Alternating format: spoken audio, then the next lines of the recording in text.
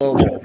And I'd like to welcome you to a special conversation with one of our columnists, Dr. Leandro Herrero, one of the major figures in the area of organizational transformation globally, the leader of the Chalfont Project, and a noted author in this space. I wanted to have this conversation because we're at a really critical point right now where we're facing some transformational trends coming from three different directions: technology, geopolitics, and organizational culture. There are few people in this space who can see things at this intersection as well as Dr. Herrero. Welcome to the conversation today. Thanks very much, Mike. Thanks for the introduction. I'm flattered to hear all this. I'm not sure it's right, but thank you. I'm delighted Well, to. we're about to find out. Before we get into our current challenges and opportunities, please tell me a bit about how you ended up in the world of organizational communication. You have quite, or organizational transformation. You have quite an unusual background for somebody in the space. You've actually been a psychiatrist, of all things. How did you move from that background to working in the organizational world? That's a very good question. I, I, I would like to make a correction. I wasn't a psychiatrist. I am a psychiatrist because Okay. once you are, you are. No, I'm joking. Yeah, it's a very unusual, not unheard of, a very unusual progression from clinical practice psychiatry to then I moved to the pharmaceutical industry in research and development. So still following my technical expertise on neuroscience, etc. And then stayed there for a few years. And this is where I was confronted with the reality of the organization as opposed to the individual. In psychiatry, was very good at perhaps understanding the individual, but not necessarily the group on the context of the social element. And in the organization, very soon realized that what was going on there was only possible to explain in the context of the relationships, call it culture, call it whatever it is. But I always struck me from the very beginning that, particularly in pharmaceuticals at that time, now maybe different, but the difference between a company and another company of similar size and similar number of people, maybe different culture, there was not much. It was mainly the portfolio. Okay, so even the portfolio, not everybody had breakthroughs, not everybody had something very distinct. So what did make one of them incredibly successful and the other completely pathetic? And that always fascinated me. What is it? And obviously, I was discovering culture, the organization, whatever you want to call it, and that was the trick, and that's what got me into saying, well, there is something here I want to pursue. And eventually, when I left pharma to create my own company, the Chalfont Project, with others, then that's what we did to go to organization creation and shaping and change, etc., outside the technical side. So it's a unusual perhaps journey, but here I am today. No, I mean, and it's actually a journey that makes a lot of sense. I mean, because in my interactions with other people in this space, there is a lot of emphasis on psychology and individual behavior. But that actually doesn't mean a lot when you look at what's going on in terms of how people interact with each other and how groups of people behave collectively. Yeah, I come at this from a political science yeah, perspective. yeah, So that's the more natural approach. And I've always kind of found the behavioral and psychological and even the neuroscientific bit a bit too granular in terms of looking at how things happen in the grand scheme of things. So I completely get, this story of yours makes total sense to me. yeah. It's the social You context that at the end of the day is going to tell you what to do, not to do, or interpret things. But you are right, is still we are, for very good reason, contaminated with the individual aspect, and then people about this kind of leader and the other kind of leader, this personality. And that's very well, very good, but it doesn't explain most of the time the progression of the organization. and you talked about the difference between what makes organizations successful and what makes organizations pathetic. Are there any common before we get into the broader discussion we'd planned? Are there any common traits from your perspective of pathetic companies? Oh, Because well, I liked your use of the term pathetic, and I want oh, to explore that a little bit.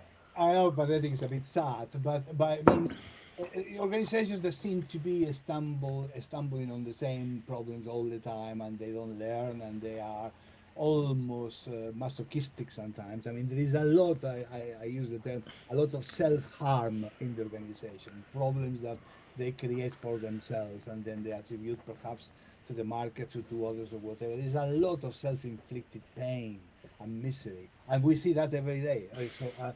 So that is not a very healthy state of affairs, and it's not a very nice place to be. No, that's a fair point. I'm gonna get back to the idea of repetitive and self-inflicted harm when we talk a bit more directly about employee engagement.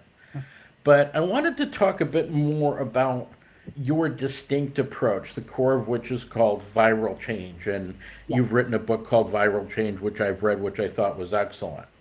And what's noticeable about it is it's often flown in the face of conventional wisdom about how organizations operate, how employees interact with, particularly how employees interact with their work, their leaders, and most importantly with their colleagues.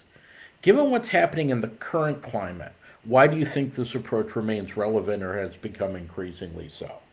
Well, that's a very interesting question because at some point in the evolution of our change, and we are celebrating 25 years of the company this year, so if we are in celebration mood, at some point I thought this is just not going to continue because viral change has been created many years ago. We've done millions of programs with lots of clients, etc., etc.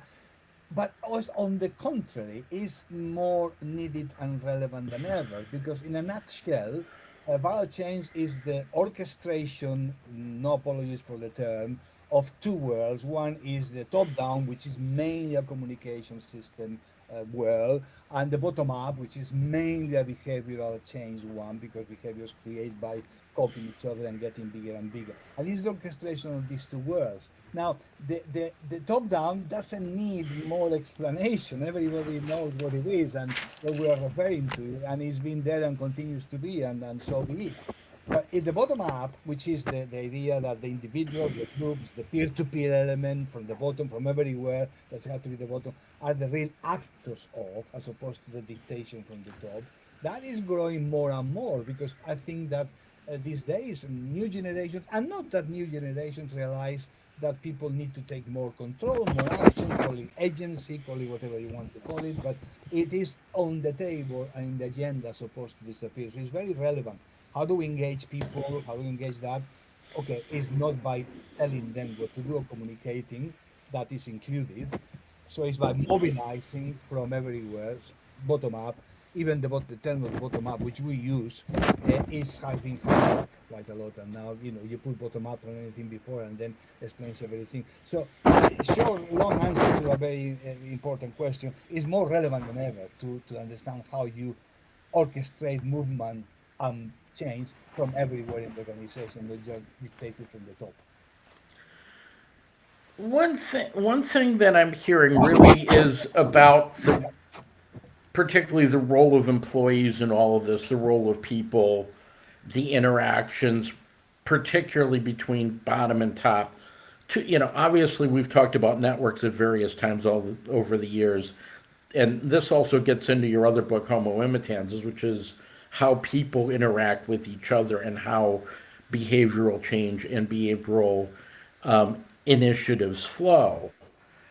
I come back to the very recent conversation that's emerged over the last few weeks about what people are calling the AI apocalypse, the potential for culling up to 20% of the world's white collar workforce. How do you see this approach becoming either more challenging or more central with that kind of demographic shift about to occur, if you believe that's about to occur? Well, I think it's occurring already. It's there.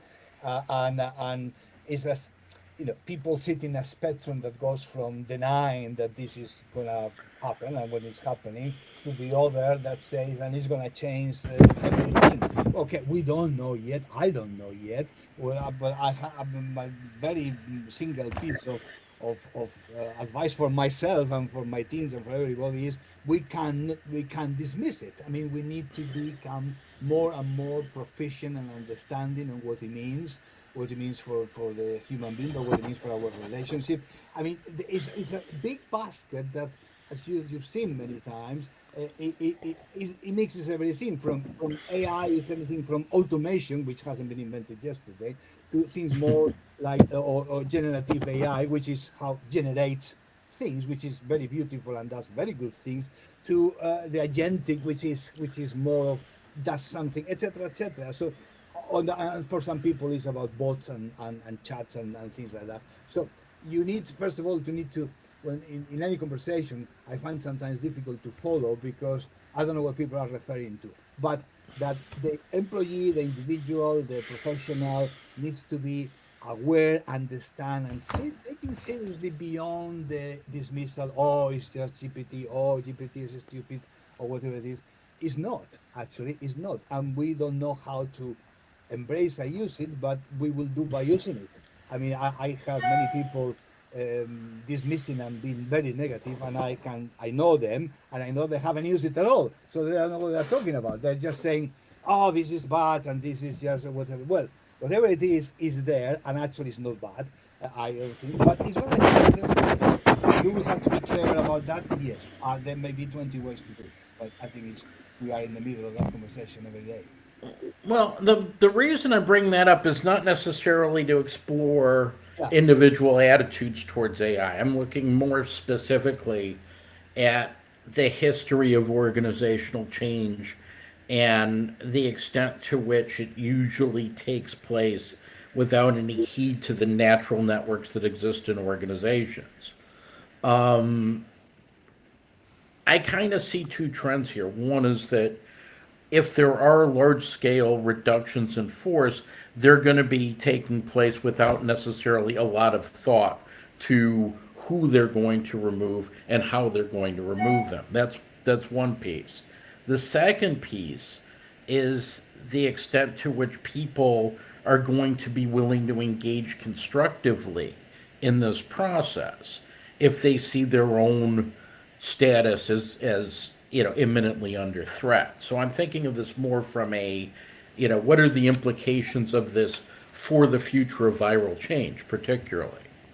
Well, I don't. I'm not sure we know, but certainly the individual remains core.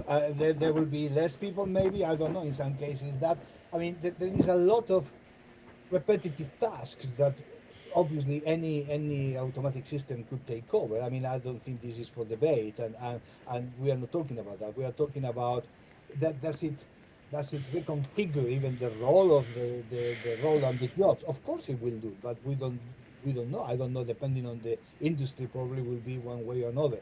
What it is true, and I can put my money there on that, is that whatever is remaining, to call it something in terms of the humans there, the peer-to-peer element, the transversal connection, is going to remain, is there, and continues to be data after data the most interesting and the strongest source of power and change in organizations.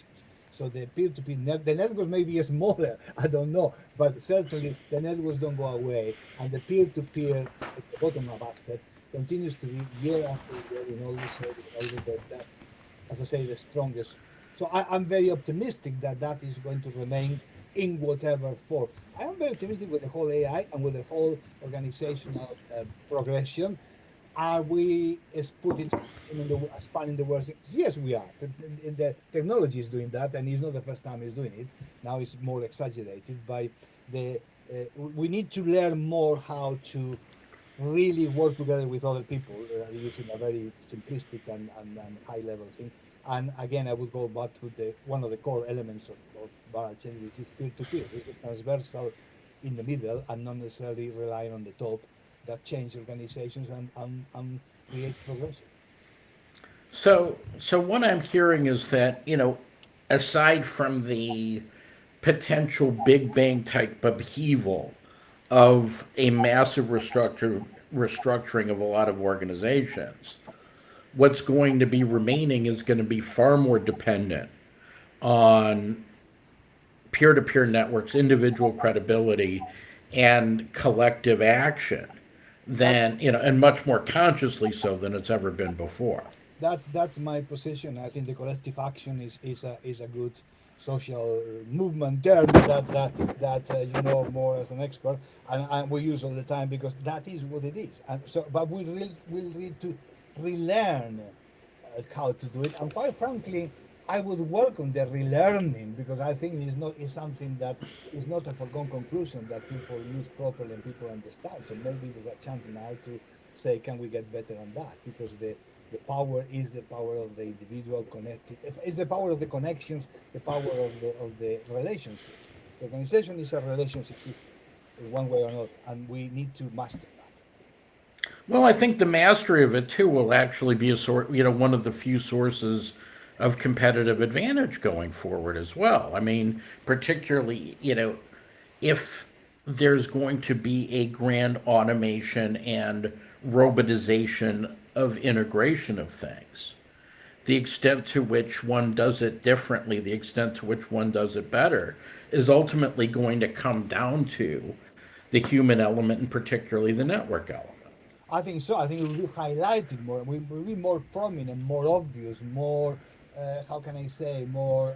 The individual matters. The engagement and whatever language we use is going to matter more and more. Well, in that aspect, that's why I say I'm optimistic and I welcome the progression. I think it's exciting. I think is good to be in this time when this is happening.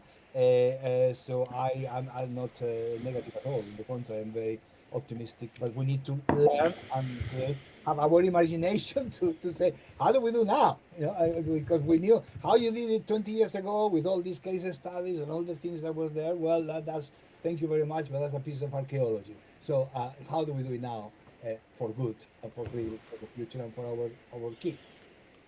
Well, that transitions into a related but distinct conversation, which is about a lot of the terms that are being bandied about at the moment around how organizations interact with their employees. You've got employee experience being the hot topic, and it's been the hot topic for the last couple of years. There's also a new term that's starting to show up. It's shown up a couple of times just in the last week around something called employee success. What do you make of all this? Well, I mean, I smile because I think you and I have discussed that many different contexts and different things. These all terms, ideas, and angles, they come for a reason. They don't come from the sky. And the reason could be legitimate and could be well-intentioned, etc.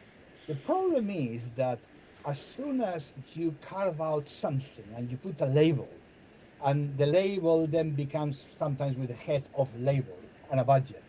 You are artificially creating not just a lens or way of looking at that, but you are carving out part of the culture and saying, no, well, it's talking about experience, engagement, well-being, and that. And it misses, or potentially misses, that is all culture. And no matter how you put a label and a name something, which again, why not? You are missing the overall context of the whole thing. So if the whole emphasis and energy is going to be now on, say, engagement or could be on experience or whatever, chances are that this is what some people will do. They will be in the title. There will be workshops or congresses around that, etc., and all the paraphernalia, and that usually tends to swallow the potential goodness that it has inside because it's already commoditized and that's the problem I have with labels, and I think that by labels and the managerialism that we have seen in the last many years It looks like sometimes like a war of acronyms. I mean, this is this, and then we have that, and we have the other, and the sum of that is not even culture. Culture is something else. So I I take it with a pinch of salt. I take them saying interesting. Let's see what it means. What does it bring anything new to the party? Anything that we haven't done before? Anything? And in doing that, are we missing the context, the social context? Are we missing the rest? What we used to call culture continues to be culture, which is not the sum of all these functions together at all. Uh, so we'll see. Well, Are we seeing going up it, and down? it's interesting your focus on the term labels. That the when you create a focus on this, put a name on it, and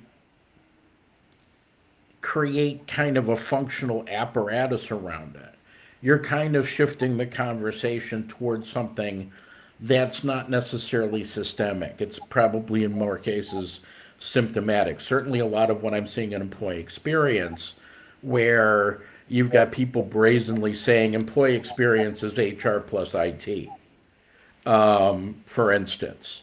Yeah, You're actually driving it further away from the source, which is culture.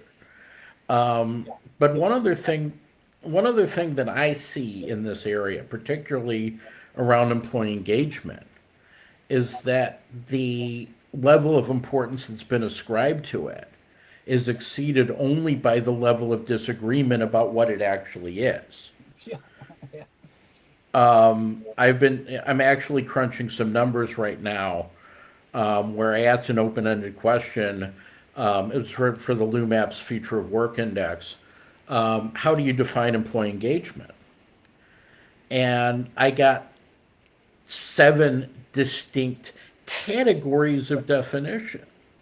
Well, 7 is less than I thought you would have found. So maybe you are very yeah. I mean, putting aside the fact that I hate the word engagement because So do I. it's a military term. I mean, it's and treats the whole thing as a machinery. Engage, disengage, shooting. Not my cup of tea. But other than that, the only thing also to say is that engagement of all the rest of the things is the one that has survived more for years because obviously it's difficult to disagree that you want people to be so-called engaged, etc. But the problem is exactly what you mentioned and we were referring before, which is that as soon as you put a name and a label and a function, and therefore it will come with some scores that we're measuring and up and down and comparison, etc., you are dead. You are killing it. You are killing it because you are boxing something that belongs to a broader context in which you have engagement, but you have well-being, and you have diversity, and the rest, and the rest, and the rest. So even that is already a monster of how to address the whole thing. But to focus on one specific, as sexy as they can be, has its risk. I'm not saying it's wrong. I'm saying people are not aware of the risks. Usually people have very good intentions and they are creating and focusing on energy on that because they feel that there's something there that really is important. Of course it is. But you don't see the liability of laser focus on something that takes the appearance of being a thing in itself and loses the context of the culture, which is for me far more important. Well, it's interesting that you say that, that really it broadens out to the context because and you raise the issue of scoring and measurement. Are you objecting to the principle of measuring this, or are you objecting to the approach that tends to be taken where you take lots of different indicators and you aggregate them into some kind of magic score rather than actually going in the other direction, which is what, all of the different kinds of things we can measure and taking certain actions to affect, those which are perhaps the most acute. Yeah, I mean, I'm not against measurements. We in Barrel Change, we have 9 measures that we can all the time as a dashboard. So we have a way of understanding that, a combination of hard and soft measures. Measurement is okay, but measurement cannot be reduced to a score, cannot be reduced to a number or something very simple. Even people in engagement say, no, no, of course we don't do that. There is a context. And the reality, one thing is when you say, and the reality is that the CEO or whatever is interested to know whether this year is 38 or 39. And therefore, the score takes over, even with the best of intention, is doing that. So certainly one single score, one single point of measuring culture is nonsense. Culture has to have a combination of many, many things, and then aggregate and make sense, with not with the intention of immediately have an answer to that. So let's have now words just to get the score from low to high and compare with the rest, etc. This is what has happened historically in engagement. Less and less these days because people are tired of doing that and saying that here we go again, another employee engagement survey, which doesn't make a lot of sense. So yes to measurement, yes to aggregation, yes to combination of things, but with some meaning attached, as opposed to, and see what one thing connects with another. This engagement thing connects with well-being. Does it connect with other things that we are seeing? So having a view of what's going on and a progression of the culture, absolutely. And there are many ways to do it that caters for the soft and the hard together.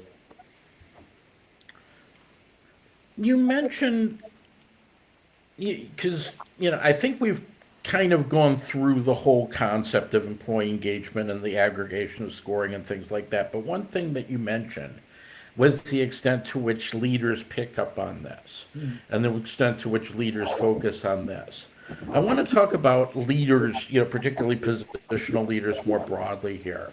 How do you see leaders in traditional organizations as being capable of handling the organizational as well as commercial implications of the current wave of change? Is this group of leaders ready for what's about to hit their organizations? Well, that any answer to that question takes an enormous risk of generalization, because obviously I can't speak for all the leaders on all the industries, public and private, etc., and technology, etc., etc. I think we all understand that. But overall, in taking the question from its intrinsic meaning and intentional, the way I see it, I think that, again, generalization, forgive me for that. I think the leadership, whatever that is restless. It doesn't know exactly what to do. That's my impression. It's reactive. It's saying, okay, we will fix that. So we'll have to, it's cutting cost, reacting to the latest, which has always been done. It's not reflective on seeing necessarily the whole picture. It's not seeing the long term, because in the Western system, long term is not here or there. It's all about what is in front. So all of the above, I don't think is new, but I think that in situations of a massive change, stress, and disruption, whatever it is, I think that people retreat even more to the defaults, and the defaults are more the mechanistic and the ratios and the numbers, and with some panicking because they have to be seen as doing something, and that's a reactive element that I see that happening every single day, and has its own consequences, its own liabilities, but that's what it is. I mean, are there exceptions? Absolutely. I can give you exceptions, but there are very individual exceptions and cases. But overall, I see not a lot of obvious, perhaps outside technology companies, because technology companies have their own ways and their own things, and it's not, you can't mix them. But the more traditional organizations that you and I are used to and working on, I think there is a bit of paralysis at the moment, shaking things, a bit a bit of shock, a bit of whatever, and therefore that creates a chain reaction of pause, people not making decisions, postponing decisions that were already there. Everything takes longer, and frankly, there is a paralysis. That is, again, excuse my generalization, but that's how we describe the situation I see today. Are you seeing any trend, at least given, because you're talking a lot about paralysis? Are you seeing any trend towards leaders becoming more decisive or directive in the face of all of this? And do you see any, potential for long-term cultural damage coming out of perhaps sudden and not necessarily well-grounded decisions, or particularly not very strategic decisions being made at this point. I, I think that I read it recently. I can't remember a word that the taking a long-term strategic view, it has become almost an exception, an anecdote. You say, oh well, this company is very good because it's taking a long-term view, so he's not worried about now and he's reacting on now. That's it comes to the news almost because it's an exception. The majority are perhaps, again, it's a generalization, I know, reacting on the traditional cost cutting, not doing anything, being paralyzed, see what others do, copying each other. Look, this company has now get rid of 300 people and the other 400. So, oh my God, so there's a contagious environment. Even if it doesn't affect me personally, I had to do something because it's the time to do something. And it's all on that thing. It's nothing new in the history of management, but I think now we are in one of these, in my view, I don't have scientific data to prove, in my view, we are in this almost uh, plateau paralysis and see what happens and see if there is a magic answer. There may be difference between countries. I think the local economy and the geopolitics of the whole thing count quite a lot. You can't extrapolate from one place to another, but in general, that's what I see about around me. Looking to kind of to wrap this up, if you will, to what extent do we need to rethink our sense of the overall relationships between employees, bosses, peers, and other stakeholders? Looking not only at the current crisis, but as you said, looking long term as well. You know, is there a mind shift that's required? And do you see anything catalyzing that mind shift out of the current crises? Yeah, I start at the end. I don't see anything yet, but if there is anything, is the will be the resurgence, the importance, the coming back to the stage, the importance of individual and collective agency. To use an old term, which means the ability of the individual to take control, to see, to have some autonomy, to see a relationship, a more clear relationship between what I do and the effect that has in the organization, as opposed to a black hole and be just a number. And it's the the understanding organization as an organism, not as a machine, which is how the traditional Western system has approached the whole thing. So all that perhaps has a chance to rethinking and reconsider and say, oh, wait a minute, maybe we are doing something wrong. Maybe there is something here that needs to be, is not as before. So it's a good time for this reflection for whoever cares to have the reflection and challenge the role of the individual, the role of the employee, the role of relationships, the role of the bottom up, and the role of of the agency, the sitting the individual as with his own her own capacity.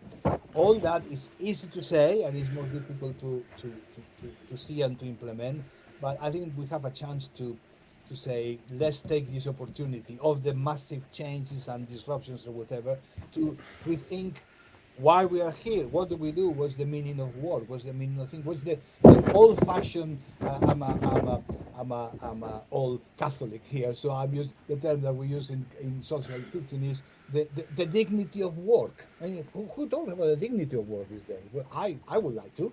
I would like to have a conversation about that, besides everything else. So I think that it's time to be, how can I say, brave enough to put on the table things that perhaps we taking for granted. We told them that they haven't put aside the labels and the terms, and that belongs to engagement or belongs whatever. Doesn't matter where it belongs.